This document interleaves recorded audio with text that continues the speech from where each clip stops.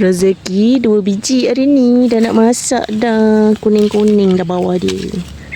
Tiba-tiba ternampak di celah semak ni. Ya, dah kuning. Boleh makan je. Inilah sedap masak dekat pokok. Inilah definisi masak dekat pokok. Okey. Wah, mantap ni.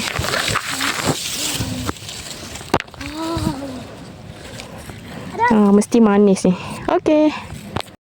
Satu lagi ni dah kena makan dengan serangga. Dah busuk. Ya Allah, tak nampak. Oh, rezeki kita. Dapatlah ni nampak, ternampak. Ada lagi sana. Ada pokok nanas. Dia tersorok dekat celah semak ni kan. Jadi dia tak nampak lah ada buah. Ada buah kelapa. Okey, tak ada dah. Satu lah. Satu biji tu dimakan haiwan.